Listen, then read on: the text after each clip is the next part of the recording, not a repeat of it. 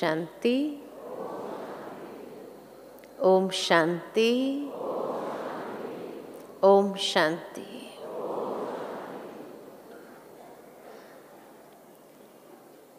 बाप दादा के अव्यक्त महावाक्य आज सवेरे हम सभी ने सुना, जिसमें 2 मुरलियाँ बाबा की थी कि एक तो हर आत्मा की पूजा का आधार क्या है, किस तरह से यहाँ जो हम पुरुषार्थ करते हैं उसी अनुसार हमारा गायन पूजन भक्ति मार्ग में भी चलता है। और दूसरी बात बाबा ने बताई, ज्वाला स्वरूप स्थिति, किस तरह से हमारे अंदर बल भी भरता, शक्ति भी भरती, बाबा की सकाश का अनुभव कराता, जो कितना फायदाकारी हो जाता है। जीवन के अंदर इसी प्रकार श्रेष्ठ कर्म का बल बहुत आवश्यक है, क्योंकि ये सृष्टि की विशेषता ही है कर्म, और हमारे कर्म ही हमारी स्थिति का दर्पण है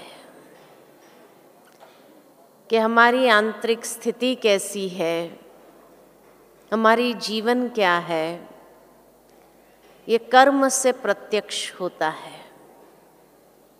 या यूं कहे तो कर्म ही हमें प्रत्यक्ष करने का साधन है।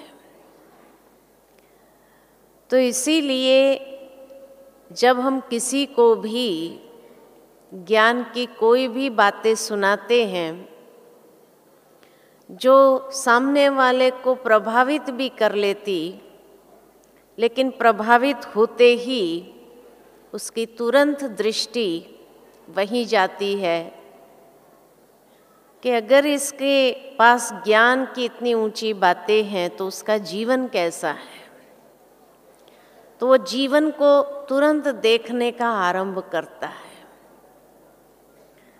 और अगर जीवन के अंदर, हमारी करनी के अंदर कुछ अलग है, भाव अलग है, बातें अलग है, कर्म जो बोल रहा है वो कुछ और बोल रहा है,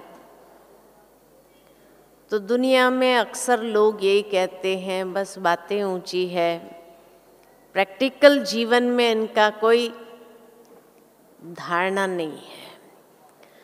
तो इसीलिए कर्म ही हमें प्रत्यक्ष करता है, या कर्म ही हमारे जीवन की दर्पण है, जो हमारी जीवन को स्पष्ट दर्शाता है। लेकिन जीवन के अंदर श्रेष्ठ कर्म का बल कैसे हम अपने अंदर जमा करें, ये बाबा आकर के हमें कला सिखाता है। और उसकी सबसे पहली कला जो बाबा ने सिखाई वो है कि हर एक के जीवन के अंदर बाबा ने पवित्रता की धारणा कराई। ये पवित्रता की धारणा क्यों कराई बाबा ने? दुनिया में भी लोग ब्रह्मचर्य व्रत में रहते हैं, लेकिन हम बच्चों की पवित्रता के अंदर क्या अंतर है कि दुनिया की आत्माएं जो ब्रह्मचर्य व्रत को धारण करती है, एक स्थूल स्तर तक धारण करती है, बहुत मोटे रूप से खाली ब्रह्मचर्य व्रत का पालन कर लिया।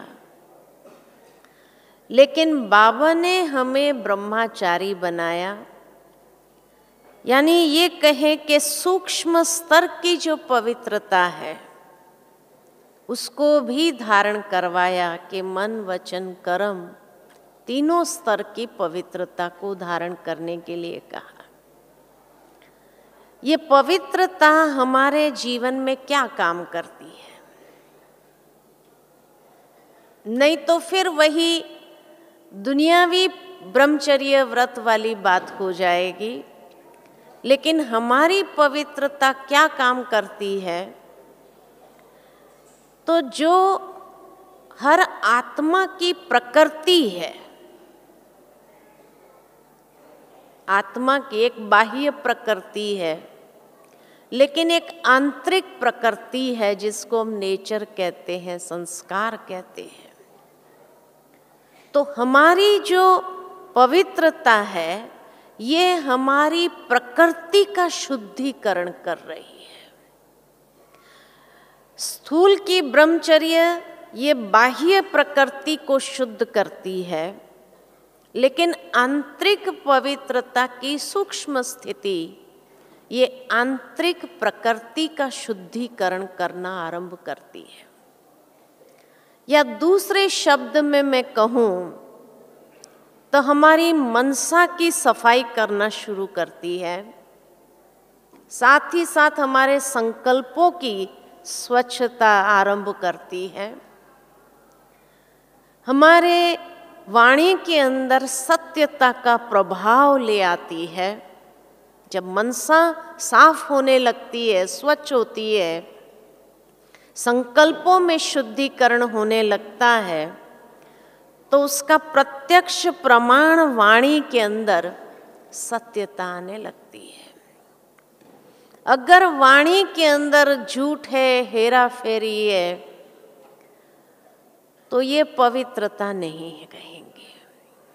इसीलिए बाबा कहते हैं आंतरिक प्रकृति का शुद्धिकरण,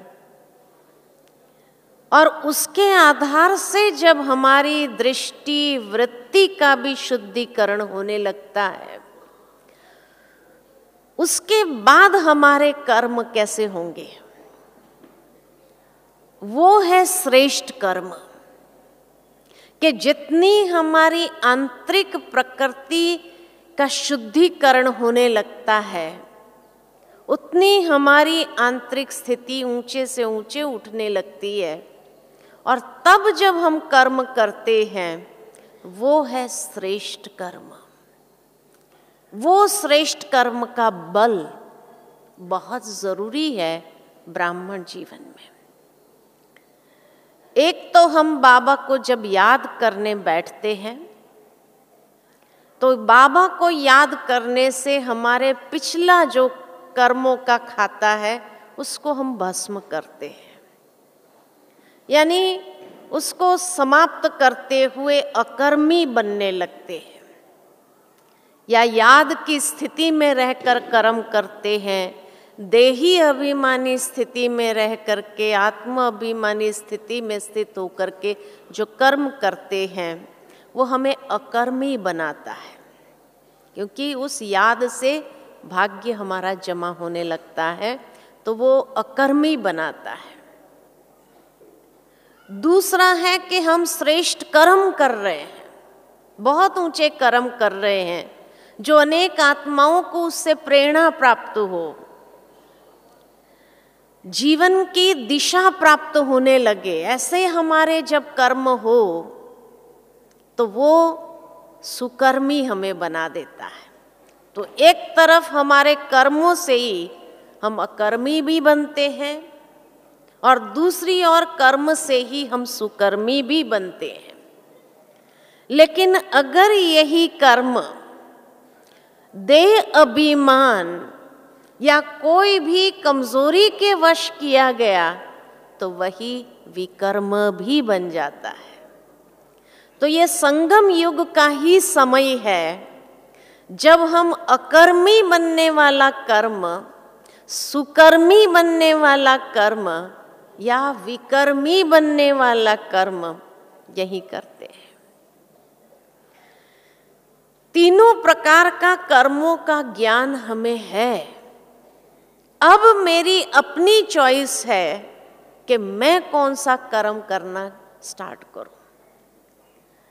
जब हम अकर्मी के कर्म करते हैं, यानी अंदर के जो पास्ट के खाते को चुकतू करने वाला कर्म करते हैं याद के माध्यम से, वो आत्मा को पावन बनाता है, श्रेष्ठ बनाता है, आत्मा की बहुत ऊंची अवस्था बना देता है। साथ ही साथ जो हम श्रेष्ठ कर्म करते हैं जिससे अनेकों को प्रेरणा मिलती है, अनेकों का भाग्य भी हमारे जीवन को देख करके बदलने लगती है, तब हम उच्च पद के अधिकारी बन जाते हैं। सतयुग के अंदर भी श्रेष्ठ पद के अधिकारी बन जाते हैं। वो पावन बनाता और ये हमें श्रेष्ठ पद के अधिकारी बनाता। लेकिन ये भी कर्मों की गुह्य गति का ज्ञान बाबा ने हमें दिया है कि अगर देह अभिमान के वश या कोई भी कमजोरी के वश कर्म किया गया है, तो विकर्म जब बनने लगता है तो 1 का 100 गुना उसका रिटर्न भी मिलता है। इसलिए ये सूक्ष्म गति को समझने की आवश्यकता है ब्राह्मण जीवन में, क्योंकि अगर अभी नहीं समझेंगे तो कभी समझेंगे। तीनों मशीनरी अभी काम कर रही है और इसीलिए बाबा कहते हैं अपना फाइनल पद फाइनल करते जा रहे हैं अपने कर्मों से ही। तो इसीलिए पवित्रता सबसे पहली बात है जो हमारे कर्म को श्रेष्ठ दिशा देने लगती है और जिससे हम अपने जीवन के अंदर बहुत उच्च प्राप्ति के अधिकारी बन जाते हैं। दूसरी बात, बाबा ने आकर के हमें श्रीमत दी है। अमृत वेले से लेकर रात्रि तक की श्रीमत हमें मिली हुई है। अब श्रीमत से हमारे जीवन की मर्यादाएं बहुत ऊंची बनने लगती है, हमारी धारणाएं बहुत श्रेष्ठ होने लगती है। और जितना हम श्रीमत के आधार पर कर्म करने लगते हैं उतना ही क्या होता है, हमारी दिव्य बुद्धि खुलने लगती है, दिव्य बुद्धि काम करने लगती है। इसीलिए बाबा की श्रीमत पर चलना क्यों आवश्यक है ब्राह्मण जीवन में। कई लोग उसी में अलबेले हो जाते, ठीक है कर लिया तो भी क्या है, नहीं किया तो भी क्या है, संपूर्ण कौन बना है, कौन कर रहा है, कितना कर रहा है। लेकिन जितना मैं श्रीमत पर चलती जा रही हूँ उससे फायदा क्या होगा मुझे कि मेरी दिव्य बुद्धि काम करना शुरू करती है। एक तो पवित्रता और दूसरी श्रीमत पर चलते हैं तो दिव्य बुद्धि खुलने लगती है। और जितना हमारी दिव्य बुद्धि खुलने लगती है उतना ही हमारे कर्म में दिव्यता आने लगती है। कर्म दिव्यकरण होने लगता है। इसीलिए बाबा कहते हैं बच्चे समझ में ना आए तो श्रीमत पर चलो। अच्छा, जो श्रीमत पर नहीं चलता है, लूज हो जाते हैं, उसमें अलबेले हो जाते हैं, क्या होता है उसका? श्रीमत पर नहीं है तो जरूर है मन मत या पर मत के वश होंगे। और पर मत मन मत कहाँ ले जाएंगी? परिस्थितियों के वश या समस्याओं के वश कर देती है। अब यहाँ भी मुझे चुनाव करना है अपना कि मुझे श्रीमत पर चलते हुए अपनी धारणाएं और अपनी मर्यादाओं को श्रेष्ठ करते हुए दिव्य बुद्धि का अनुभव करके श्रेष्ठ अनुभव में जाना है, या मन मत पर मत के वश होकर के समस्याओं के वश परिस्थितियों के वश होना है, किस तरफ जाना है। ये दो रास्ते हैं। फिर अगर हम कहे कि भाई हमारा दिव्य बुद्धि काम नहीं कर रही है, तो उसमें गलती किसकी है?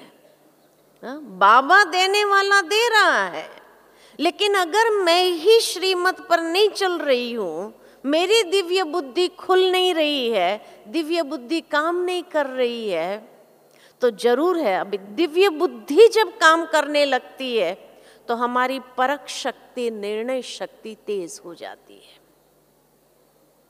इसीलिए दिव्य बुद्धि की वर्तमान समय में जरूरत क्यों है? क्योंकि माया का आवरण हर बात में इस तरह से है जो व्यक्ति की परख शक्ति और निर्णय शक्ति को ही कमजोर कर देता है। और जब परख शक्ति, निर्णय शक्ति कमजोर हो जाती तो धोखा तो खाएंगे, और धोखा खाएंगे माना परिस्थिति और समस्या के वशीभूत होंगे, तो अपने लिए ही प्रॉब्लम्स क्रिएट किए मैंने, यानी विघ्न मैंने ही खड़े किए। क्योंकि जो दिव्य बुद्धि से काम करने वाले हैं वो विघ्न को पहले से ही परख लेता है, तो धीरे धीरे उससे साइड हो जाता है। तो निर्विघ्न स्थिति या विघ्न प्रूफ स्थिति सहज बन जाती है, क्योंकि टचिंग पावर, कैचिंग पावर बहुत अच्छी तरह से काम करती। बुद्धि हमारी स्वच्छ, क्लीन हो जाती है, क्लियर हो जाती है, तो बाबा की टचिंग बहुत सहज। यही तो दिव्य बुद्धि खुलने वाली बात है। और जब दिव्य बुद्धि खुलती है, परख शक्ति, निर्णय शक्ति हमारी तेज हो जाती है, तो धोखा नहीं खाएंगे, तो रास्ता हमारा सरल, सहज हो जाएगा। जितना वश में है, ये कैलकुलेशन है पूरा, कि जितना वशीभूत हो जाते हैं तो परवश आत्मा का हाल क्या होगा। इसीलिए अगर मेरे सामने परिस्थितियां आ रही है, विघ्न आ रहे हैं, तो माना कहीं ना कहीं मैं परवश हूं, वही विघ्न क्रिएट कर रहा है। तो मुझे अपने आप को देखना है कि कहाँ मैं परवश हूं, या कहाँ मैं मन मत के परवश हूं, या परमत के परवश हूं, क्योंकि यही विघ्नों को क्रिएट कर रही है। अगर श्रीमत के आधार पर हम चल रहे हैं तो विघ्न आ सकते हैं? कभी नहीं आ सकते हैं। इसीलिए कहा दिव्य बुद्धि कार्य करने लगती है। तो मुझे दिव्य बुद्धि को कार्य में लगाते हुए दिव्य अनुभव की ओर बढ़ना है या नीचे की ओर जाना है? किस तरफ जाना है? विघ्नों के वश होना है। क्योंकि विघ्न आए माना कहीं ना कहीं कर्म इन्वॉल्व है। बिना कर्मों के बंधन के विघ्न आ नहीं सकता है। तो कर्म का बंधन अगर है तो माना कहीं ना कहीं पर मत, मन मत, यानी श्रीमत से विरुद्ध होकर के हमने किया, तभी वो बंधन बना। और बंधन बना तो विघ्न खड़ा किया कि नहीं किया? इसीलिए बाबा हमेशा बच्चों को कहते हैं कि बच्चे श्रीमत पर कदम रखकर चलो। अगर नहीं समझ में आता है कि श्रीमत क्या कहती है, तो उस समय वेरीफाई करो कि अगर ब्रह्मा बाबा यहाँ होते थे तो बाबा क्या करते थे, बाबा की डिसीजन क्या होती थी, इसमें किस तरह से जाते थे बाबा। ये रास्ता अगर कोई रास्ता क्लियर नहीं हो रहा है मुझे, तो मैं बाबा को सामने रखते हुए वेरीफाई कर लो। बाबा तुरंत हमें टचिंग देगा, इस रास्ते जाओ, इस रास्ते पर चलो। तो फॉलो फादर करना आसान हो जाएगा। आज हमें फॉलो फादर करना मुश्किल लग रहा है।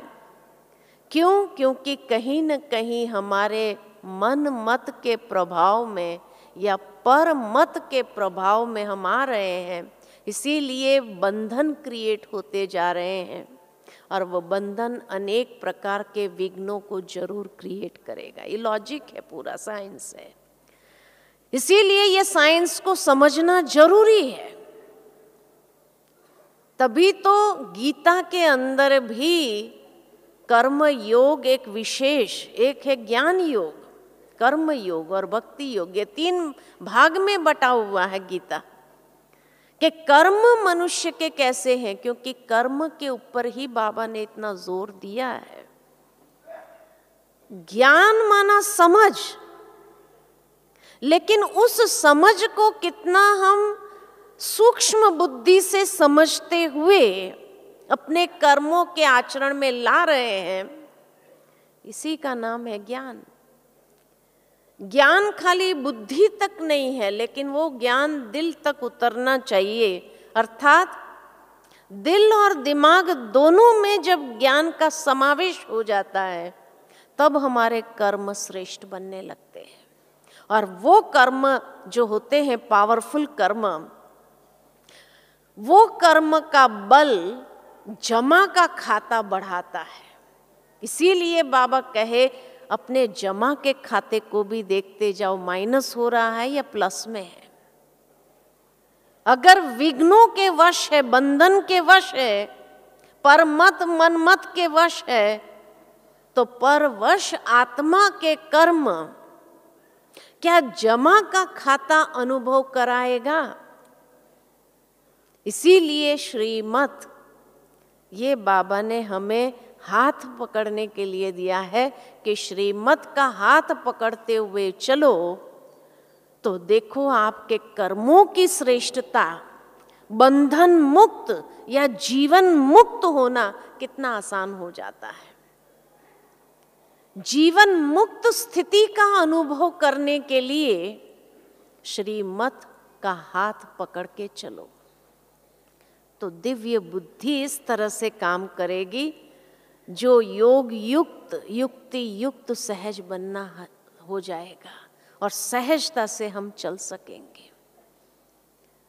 तो दूसरी बात श्रीमत, पहली बात पवित्रता, दूसरी बात श्रीमत जो दिव्य बुद्धि को खोलती है। तीसरी बात जो बाबा ने हम बच्चों को दिया है श्रेष्ठ कर्म के लिए सेवा। बच्चे सेवा, अंत तक सेवा करनी है। क्यों सेवा करनी है? तन मन धन से सेवा करनी है। क्यों करनी है सेवा? क्योंकि उसी से तन मन धन का शुद्धिकरण होने लगता है। आज क्योंकि दुनिया के अंदर लोगों का तन मन धन यही अशुद्ध माध्यम से आया हुआ है। अशुद्धि के कारण अनेक प्रकार की बीमारियां, अनेक प्रकार के कर्म भोग को अनुभव कराता है, क्योंकि वो अशुद्ध है। इसीलिए बाबा कहते हैं तन मन धन से जब हम सेवा करते, समय श्वास संकल्प शक्ति से जब सेवा करते हैं तो उसमें हर चीज का शुद्धिकरण हो रहा है। और जितना सेवा के द्वारा उसका शुद्धिकरण हो रहा है, उतना श्रेष्ठ कर्म का बल भरने लगता है और जमा का खाता भी हमारा भरपूर होने लगता है कि यही जमा का आधार है। सेवा, तन मन धन समय श्वास शक्ति संकल्प, ये सबसे जमा का खाता हमारा आरंभ हो रहा है, बढ़ता जा रहा है। जिस भी तरीके से सेवा कर सकते हैं उतना ही हमारा जमा का खाता मल्टीप्लाई हो करके हमारे साथ में चलता है। इसीलिए बाबा कहते हैं जमा का आधार ही है सेवा करना। तो सेवा जितना करते जाते हैं, कर्मणा के भी मार्क्स कोई कम थोड़ी दिया है बाबा ने। जितना वाचा सेवा का मार्क्स है तो कर्मणा का भी उतना ही है, क्योंकि उसकी प्रत्यक्ष जीवन बोलती है। वो भले वाचा बोलते हैं, लेकिन अगर कर्म वैसा नहीं है तो माइनस भी होता है। लेकिन जिसका जीवन बोलता है सेवा, वो यथार्थ हो जाती है, क्योंकि वो बाबा की प्रत्यक्षता का आधार बन जाता है। इसीलिए तो कर्मणा के भी मार्क्स उतने ही है, क्योंकि ये प्रैक्टिकल प्रूफ है। वाचा एक है, लेकिन प्रैक्टिकल प्रूफ तो कर्मणा है। और मनसा सेवा यानी शुभ भावना, शुभ कामना रखना, तो ये तीनों प्रकार की जो सेवा है, मनसा, वाचा, कर्मणा, तीनों के मार्क्स बाबा हमेशा बराबर क्यों देते हैं? वो इसीलिए देते हैं क्योंकि मनसा सेवा डिफिकल्ट है, इसीलिए उसका उतना ही मार्क्स है। वाचा इजी है, लेकिन वाचा में माइनस होने की मार्जिन है, क्योंकि अगर वाचा में जो बोल दिया वैसा हमारा कर्म नहीं है तो माइनस होने का क्यों, सहज भी है, लेकिन उसमें माइनस होने की भी मार्जिन है। और कर्मणा यानी हमारा जीवन जब बोलता है तो उसको भी बाबा 100% दे देता है। इसीलिए भले जो वाचा सेवा नहीं कर पाते, लेकिन उसका जीवन अगर बोलता है तो वो बराबर हो गया ना सेवा। वो मुख द्वारा संदेश देता है, वो जीवन द्वारा संदेश देता है। तो मेरी कैटेगरी कौन सी है ये मैं अगर देख लूं, क्योंकि हर एक को अलग अलग विशेषता भगवान ने दिया है, हर एक की विशेषता अपनी अपनी है। कोई वाचा द्वारा करता है, कोई मनसा में शुभ भावना, शुभ कामना रखते हुए अनेकों को दुआएं देता है, और कोई प्रैक्टिकल कर्मणा द्वारा साक्षात्कार कराता है बाबा के ज्ञान का। तो इसीलिए मैं कौन सी सेवा कर सकती हूँ, क्योंकि उसी से सुकर्मी बनना या श्रेष्ठ कर्म का बल जमा करना होता है। तो ये मुझे देखना है। तो पहला हो गया पवित्रता, दूसरी हो गई श्रीमत, तीसरी हो गई सेवा, है ना। तो सेवा भी श्रेष्ठ कर्म का बल उतना ही जमा कराती है। सेवा श्रेष्ठ कर्म का बल कैसे जमा कराती है? क्योंकि जब हम सेवा करते हैं, चाहे जिस भी विधि से सेवा किया और शुद्धिकरण हो रहा है, तो कई बंधन हमारे कटते जाते हैं। और जब श्रेष्ठ कार्य में उसको लगाया, चाहे तन की शक्ति, मन की शक्ति, धन की शक्ति, समय की शक्ति, जिसको भी हमने श्रेष्ठ कार्य में लगाया, तो दुआओं के पात्र बनाता है। तो परमात्मा दुआओं के पात्र, इसीलिए सेवा एक ऐसा माध्यम है जो हमें परमात्मा की आशीर्वाद, परमात्मा दुआएं, परमात्मा वरदान के अधिकारी बना देता है। और जितना ये अनुभव होगा, उतनी हमारी अवस्था इतनी हल्की, लाइट होती जाएंगी। और जितनी लाइट होती जाएंगी तो योग में बैठते सहज बाबा के साथ हमारी लिंक जुड़ जाएगी। इसीलिए सेवा जो है आशीर्वाद प्राप्त करने का आधार है। इसीलिए ये श्रेष्ठ कर्म का बल जमा करता है। तो बहुत बड़ी पावर है इसके अंदर भी, कोई कम नहीं है। कोई सोचे कि हमें कौन देख रहा है, अरे भगवान तो देख रहा है। भगवान देख रहा है ना। आपने जो किसी के प्रति शुभ भावना, शुभ कामना भी रखी, तो उस वक्त बाबा की आशीर्वाद मिलेगी या नहीं मिलेगी?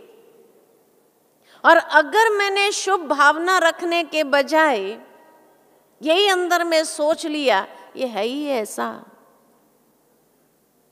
हाँ, एकदम थर्ड क्लास व्यक्ति है, एकदम कोई काम का नहीं है, तो क्या मैं परमात्मा आशीर्वाद की पात्र हूं? उस वक्त हूं। और परमात्मा आशीर्वाद की पात्र नहीं, मैंने उस आत्मा के प्रति जो रिलीज किया, नेगेटिव एनर्जी रिलीज किया, वो नेगेटिव एनर्जी वापस मेरे पास आएगी या नहीं आएगी? कुदरत का नियम है, जो मैंने इस वातावरण के अंदर फेंका, चाहे मनसा से, वाचा से या कर्मणा से, उसका रिटर्न मेरे पास आएगा जरूर। जैसे कर्मणा से प्रैक्टिकल हम देखते हैं कि जब हम कोई गलत काम करते हैं तो वो कर्म का बोझ, वो कर्म का बंधन हमें कर्म भोगना का अनुभव कराएगा या नहीं कराएगा? जरूर कराएगा। तो अगर गलत कर्म का बोझ या बंधन या भोग के रूप में अनुभव कराएगा, तो जो गलत संकल्प मैंने रिलीज किया वो मेरे पास वापस आएगा कि नहीं आएगा? वो मेरी मनसा को हल्का रखेगा या भारी करेगा? ये भी सूक्ष्म कर्म की गुह्य गति है कि नहीं? जो मैंने किसी के लिए बुरे संकल्प अगर निकाले, छोड़े वातावरण के अंदर, ये तरंग उसको पहुंचेंगे, वो बात तो अलग है कि वो कर्म का बंधन बांधती है, सूक्ष्म बंधन को क्रिएट करती है। लेकिन उसी वक्त मुझे क्या होता है, क्या मिलता है? मेरी खुशी, मेरी प्रसन्नता बनी रहेगी या गायब हो जाएगी? गायब हो जाएगी। तो मुझे जीवन में खुशी का अनुभव नहीं होने देंगे। अगर मैंने किसी के लिए वाचा में भी कोई नेगेटिव बात बोली, बोलने के बाद क्या मेरी खुशी बरकरार रहेगी, बढ़ेगी या कम हो जाएगी? स्वाभाविक है कि कम होगी। तो हमारे जीवन का लक्ष्य क्या है? खुशी में रहना या उदासी? वो उदासी वाला जीवन तो पहले भी था। तो ब्राह्मण बनने के बाद भी अगर उदासी ही है तो माना कहीं ना कहीं मनसा और वाचा गलत है।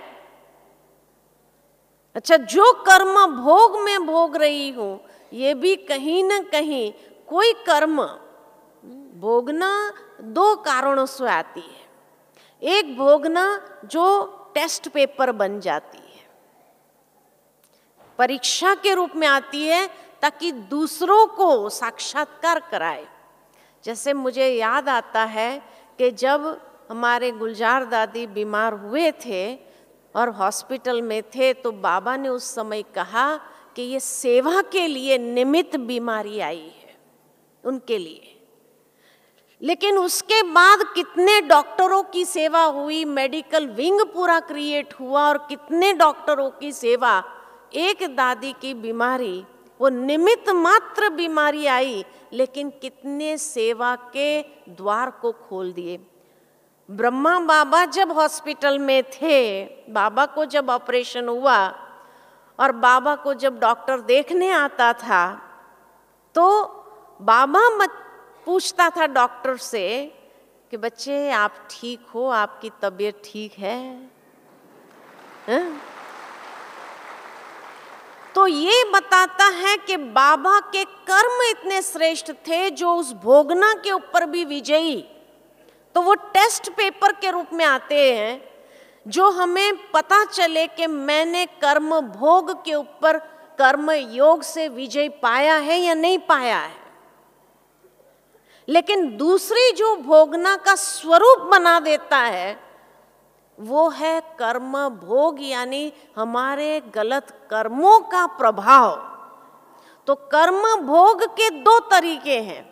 एक है जो टेस्ट पेपर, जो अनेक आत्माओं के भाग्य को खोलने का कारण बन जाती है, और दूसरा है जो हमारे गलत कर्मों के प्रभाव के कारण आते। तो दो कारण है कर्मों का भोग आने का। लेकिन जब हम गलत संकल्प किसी के प्रति करते हैं तो हमारी खुशी तुरंत गायब हो जाती है, मन भारी हो जाता है, योग नहीं लगता है। उसके बाद आप योग में बैठ करके देखो, बाबा से बुद्धि योग लगेगा? नहीं लगेगा, कभी नहीं लगेगा। तो नुकसान में कौन हुआ? जिसके प्रति मैंने बोला या सोचा वो नुकसान में गया या मैं नुकसान में गई? मैं नुकसान में गई। तो ये गुह्य गति को समझो कि सबसे पहले नुकसान हम अपने आप को कर रहे हैं, दूसरों को तो पीछे होता नहीं होता, वो तो संभल जाता है। अगर मैंने कुछ बुरी बातें बोली, वो अपने आप को चेक करके अपने आप को संभाल भी लेता है। या वो बाबा के ऊपर छोड़ करके क्या कहते हैं, बाबा संभालेगा, उसका तो अच्छा योग लग रहा है, लेकिन मेरा योग लगेगा? मेरा योगी जीवन ही नहीं, तो ब्राह्मण जीवन क्या काम का? तो नुकसान में कौन ज्यादा गया, मैं गई या वो गया? इसीलिए कर्मों की गुह्य गति कि जब भी कोई भी गलत संकल्प, गलत बोल या गलत कर्म होता है, उसका पहला थप्पड़ किसको पड़ता है? मुझे पड़ता है। तो पहला थप्पड़ मैं अपने आप को जो मारती हूं, तो ये समझदार है या बेसमझी का काम है? क्या कहेंगे? ये समझदारी है? ज्ञान हमें ये सिखाता कि हम पहले अपने आप को थप्पड़ मारे। किसको थप्पड़ मारते हैं हम? किसी और के बारे में बुरा बोल करके मैंने उसको थप्पड़ मारा या खुद को थप्पड़ मारा? कि बुरा बोलने के बाद अगर मेरा योग ही नहीं लग रहा है, मेरी खुशी गायब हो रही है, मुझे मन जो है एकदम मेरा मन विचलित हो जाता है, तो कितने रूप से नुकसान कर रही हूं मैं अपने आप को। उसके बदले शुभ भावना रिलीज करके देखो, अच्छे बोल किसी के लिए बोल करके देखो, उसके बाद कितनी खुशी होती है, योग भी सहज लग जा। महसूस करके देखो, महसूस करके देखो, और अगर फायदा है तो उसको अपना लो। तो बाबा हमें कितनी सूक्ष्म गति इसीलिए समझाता है ताकि मेरे बच्चे ऐसे दर्पण बने दुनिया के सामने, जिसके अंदर हर कोई अगर अपना चेहरा देखे तो उसको महसूस हो कि कितना सुंदर उसका जीवन है, मेरा जीवन भी मैं ऐसा बना दूं। ये प्रेरणा हमारे जीवन से ले तो क्या होगा। चौथी बात, 3 बात तो देखी, चौथी बात, वर्तमान समय बहुत महत्व का चल रहा है। ये समय के अंदर 2 बातें, कौन सी 2 बातें हैं? एक तो प्रकृति फुल फोर्स से तमो प्रधान होती जा रही है, दूसरा माया फुल फोर्स से चल रही है। माया अपना अंतिम दांव लगाने का प्रयत्न करेगी या नहीं करेगी? करेगी। अब माया जब अपना अंतिम दांव चलेगी तो क्या करेगी? कैसे चलेगी? कैसे चलेगी अपना अंतिम दांव? कहीं ना कहीं हमारे ऊपर, क्योंकि माया माना क्या? माया किसको कहा? कोई चीज थोड़ी है माया। माया माना अपनी ही कमजोरी, अपनी ही कमजोरी का दूसरा नाम है माया। तो माया भी फुल फोर्स में चलेगी, माना हमारी अपनी कमजोरी विकराल रूप जरूर लेंगी, अंतिम दाव तो चलेगी। अच्छा, कैसे चलेगी अंतिम दाव? तो बाबा ने हम बच्चों को कहा है कि ब्राह्मण जीवन मौजों की जीवन है। ब्राह्मण जीवन मौजों की जीवन है। तो कई लोगों ने क्या समझ लिया? मन मौजी जीवन है। ब्राह्मण जीवन मन मौजी जीवन है? मन मौजी जीवन है? नहीं, ब्राह्मण जीवन मौजों का जीवन है, लेकिन रूहानी मौजों का जीवन है। रूहानी शब्द निकल जाता है और मन मौजी जीवन में चले जाते हैं। तो मन मौजी जीवन में जाने से क्या होगा?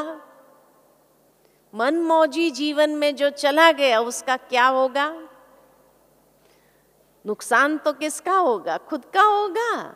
इसलिए मन मौजी नहीं, लेकिन समय को समझते हुए अब ये समय का सदुपयोग करना है। जितना मैं रूहानी मौज में रहूंगी, मेरी रूहानी स्थिति रहेगी, उतनी मेरी आंतरिक स्थिति बहुत ऊंची हो जाएगी। रूहानी मौज हमें आनंद का अनुभव कराएगी, लेकिन मन मौजी क्या कराएगा? मन मौजी किस तरफ? तो छोटा सा शब्द फेर बदली हो जाता है, उसमें पूरी अवस्था कैसी हो जाती है देखो। इसलिए ब्राह्मण जीवन मनमौजी जीवन नहीं है, रूहानी मौजों वाली जीवन है। दूसरी बात क्या हम बोलते, इस समय में जो माया को फुल फोर्स से आने का चांस मिल जाता है, हम क्या कहते हैं? हम तो पुरुषार्थी है ना, पुरुषार्थी है ना। मतलब पुरुषार्थी को गलतियां करने की माफी है? भाई हम तो पुरुषार्थी है ना। ये पुरुषार्थी शब्द ने हमें अलबेला और आलस्य के वश कर दिया है। कहीं कहीं पुरुषार्थी है ना तो इजी हो गए। अब जितना इजी होकर के चलना शुरू करते हैं, बाबा ने इजी होने के लिए कहा नेचर में इजी बनो, सरलता, नेचर में सहजता और सरलता जरूर ले आओ। लेकिन अगर पुरुषार्थ में इजी हो गए तो माया को तो चांस मिलेगा या नहीं मिलेगा? तो माया भी अपना विकराल रूप दिखाएगी या नहीं दिखाएगी? जरूर दिखाएगी। तो इसीलिए बाबा हम बच्चों को सिखाते हैं कि बच्चे न मनमौजी बनो और न ही पुरुषार्थ शब्द को साधारणता में ले आओ, क्योंकि जितना साधारणता में अगर आ गए और कर्म हमारे साधारण होने लगे तो कर्मों की सफलता, जो रिजल्ट है सफलता, वो भी साधारण मिलेगी। इसलिए जितनी कर्मों में श्रेष्ठता है, पुरुषार्थ में तीव्रता बाबा लाने के लिए क्यों कहते हैं? क्योंकि जितनी पुरुषार्थ में तीव्रता है, पुरुषार्थ में श्रेष्ठता है, तो सफलता भी श्रेष्ठ।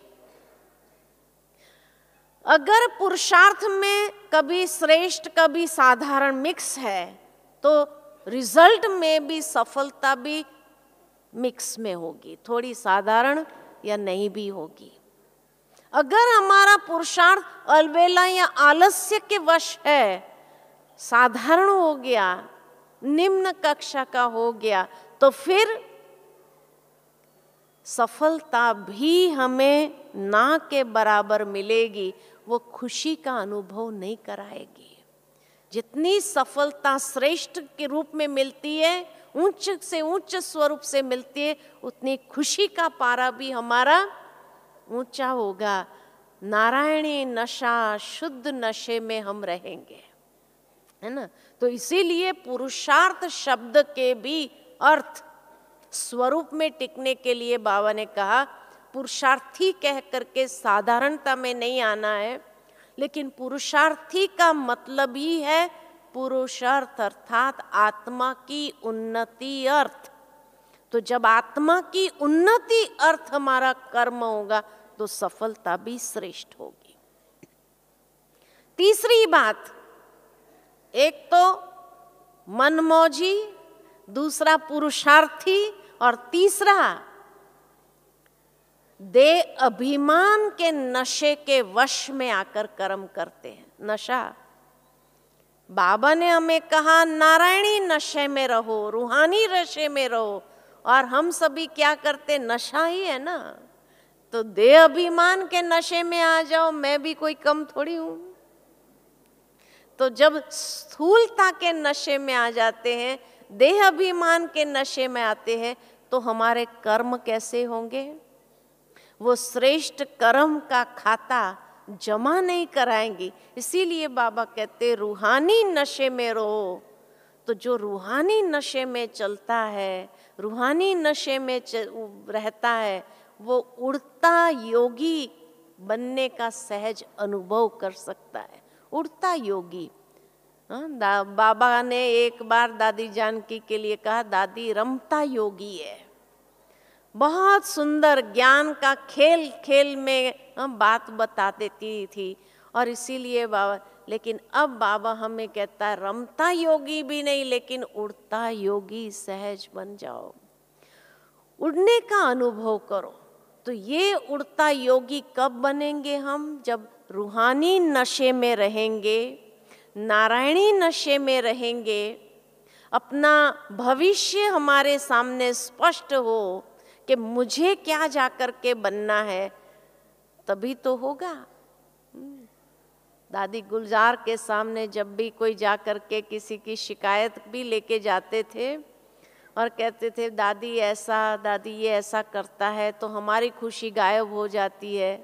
दादी हमेशा एक ही बात कहती, राजधानी स्थापन हो रही है ना, राजधानी स्थापन हो रही है ना, माना वो अगर प्रजा बनने का पुरुषार्थ कर रहे तो तुम उनको देखकर अपनी खुशी को गायब क्यों करते? तुम राजा बनने, क्योंकि उसने लाइन छोड़ दिया, राजा बनने की लाइन क्लियर कर दिया तुम्हारे लिए, तो तुम उसमें जाओ ना, तुम उसके पीछे पीछे क्यों चल रहे हो? भाई वो कहता है, साफ कहता है अपने कर्मों से कि मैं राजा बन नहीं सकता हूं, मैं प्रजा बनने के लिए ठीक हूं, तुम भले बनना चाहो, तो तुम उसको देख करके अपनी खुशी गायब क्यों करते हो? उसने जब लाइन छोड़ दिया, रास्ता दे दिया, तुम आगे बढ़ो, तो तुम आगे बढ़ जाओ, राजा बन जाओ, राजधानी बन रही है ना। तो अगर हम उसके पीछे पीछे अपनी स्थिति को भी खराब कर लेते हैं, तो मैं क्या बनने वाली हूं? मैं क्या बनूंगी? मैं प्रजा की भी प्रजा बनना चाहती हूं। प्रजा की प्रजा माना दास दासी, प्रजा की प्रजा क्या हो गई? दास दासी हो गए। तो हम उसको देखकर अपनी स्थिति को खराब क्यों करें? क्या करना चाहिए?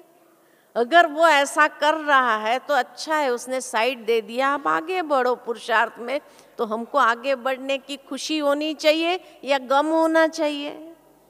खुशी होनी चाहिए। चलो उसने तो रास्ता दे दिया, साइड दे दिया, रास्ते पर जब जाते गाड़ी साइड कर देती है, भाई तुम आगे बढ़ो। तो इसी तरह पुरुषार्थ में भी कोई साइड दे देता है, तो हम अपनी खुशी को, उसको, उसके कर्मों को देखकर हम अपनी खुशी को गायब क्यों करें?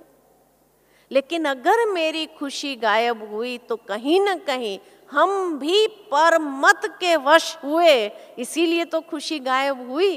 उसको देख करके अगर मेरी खुशी गायब हो रही है, माना मैं परमत के वश हुई या नहीं हुई? हुई। तो इसीलिए आज के बाद ये हम स्पष्ट याद रखें कि किसी ने हमें रास्ता दिया है, तुम आगे बढ़ो, तुम आगे बढ़ जाए, ठीक है? तो इसीलिए अब मन मौजी नहीं, पुरुषार्थी साधारण रूप में नहीं, और देह अभिमान के नशे में नहीं कर्म करना है, लेकिन रूहानी मौजों का जीवन अनुभव करना है, श्रेष्ठ पुरुषार्थी बन करके चलना है, और नारायणी नशा, रूहानी नशे वाली स्थिति अपनी बनानी है।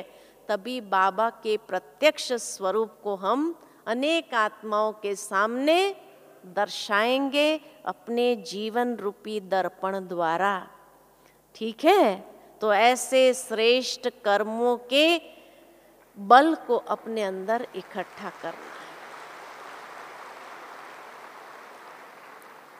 ओम शांति।